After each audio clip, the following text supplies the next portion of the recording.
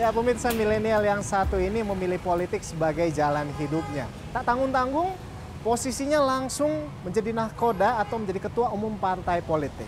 Nah, hasil kerja kerasnya bisa dilihat bahwa partai yang dipimpinnya sekarang masuk sebagai salah satu partai peserta pemilu 2019. Lalu mengapa dia memilih politik sebagai jalan hidupnya? Apa saja mimpi yang ingin diwujudkan di dunia politik? Langsung saja, inilah People and Inspiration bersama Grace Natali.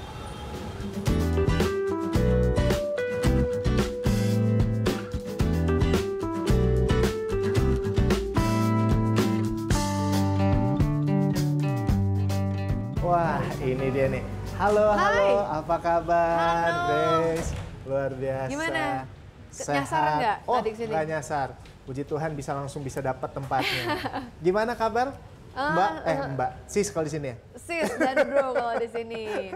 Bagaimana kabar sis? Iya lagi musimnya ya. Tapi kita harus tetap semangat. Tetap semangat, tetap jalan terus nggak pakai libur. Harus. Iya. Tapi lagi sibuk nih, bisa kita ngobrol sebentar? Kita tadi baru aja beres, jadi bisa lah sebentar. Mau ngobrol-ngobrol apa nih kira-kira? Banyak hal lah. Banyak ya. Oke. Sekalian saya ajak. Siap, boleh tur banget ya, dong. tur boleh banget. kantor. Siap. Nah, wah, ini ruangannya ngepop banget nih. Iya. Atau memang karena sesuai dengan selera anak muda gitu. Sesuai ini dong, dan ini orang-orang tokoh-tokoh bangsa tokoh-tokoh ya. inspiratif. Nggak selalu tokoh bangsa, tapi juga inovator-inovator, ada Steve Jobs misalnya.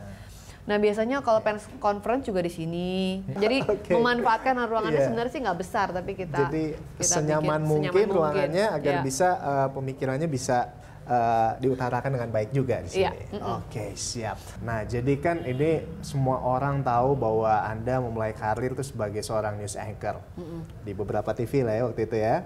Habis itu sekarang kita juga tahu bersama Anda menjadi ketua umum partai. Nah, ini ketum paling muda kalau nggak salah ini ya.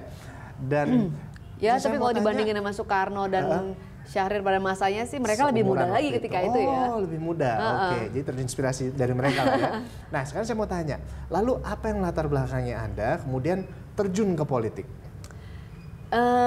Ceritanya panjang sih, cuman ketika jadi wartawan sekalipun waktu itu nggak punya keinginan untuk terjun ke politik. Mulai tertarik ketika ngelihat Pak Jokowi, terus Pak Ahok, waktu di zaman Pilkada DKI Jakarta yang lalu ya, gimana mereka itu bisa menunjukkan gaya berpolitik yang baru.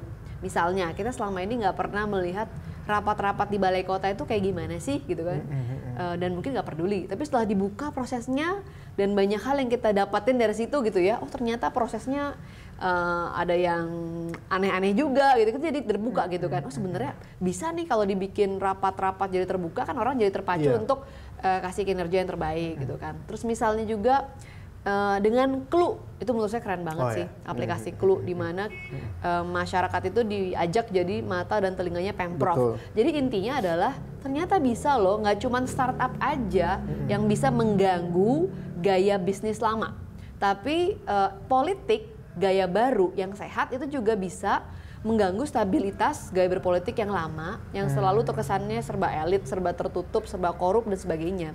Jadi di situ baru dapat pencerahan, politik ini bisa dibikin keren, tergantung kita mau apa enggak gitu. Jadi waktu itu baru kepikiran untuk terjun di dunia politik sekitar beberapa tahun lalu. Iya, 2014 itu mulai tertarik aja malu memperhatikan gitu. Jadi tadinya cuek, jadi memperhatikan, oh politik itu ternyata bisa jadi keren juga ya gitu kan. Politik itu benar-benar bisa dipakai sebagai alat untuk bisa mensejahterakan banyak orang, dan bagaimana cara kita makainya, apakah mau dibuat terbuka, mau dibikin orang bisa jadi partisipatif, itu benar-benar tergantung dari si pemegang kekuasaan politik gitu ya. Jadi kalau semakin banyak orang yang punya pikiran progresif maju ke politik, pasti bisa jadi bagus nih barang gitu kan. Nah barulah mulai makin tertarik, makin pengen tahu. Akhirnya 2014 memutuskan untuk benar-benar terjun ke politik gitu. Tadinya sih nggak pernah punya cita-cita, mimpi pun nggak pernah, apalagi mendirikan sebuah partai, nggak pernah sama sekali berpikiran seperti itu. Nah karena seperti kita tahu bersama ya pemirsa, bahwa kalau dunia politik itu kan memang ngeri-ngeri sedap ya.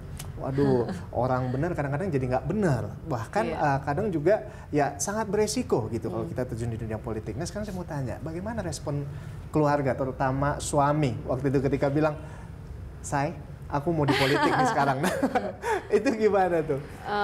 Ya pertama-tamanya, Serius? pertama-tamanya nggak langsung setuju ya, maksudnya bener nih gitu. Dia sih selalu suportif dan tahu juga kan dari pacaran juga model istrinya tuh bukan yang diem-diem aja di rumah gitu ya. Orang rumahan, memang saya nggak tipe begitu sih gitu. Jadi dia juga udah terbiasa. Cuman tetap aja ketika ide mau terjun ke politik itu muncul, pertama-tama masih serius nih. Serius. Coba deh dipikir lagi deh gitu ya.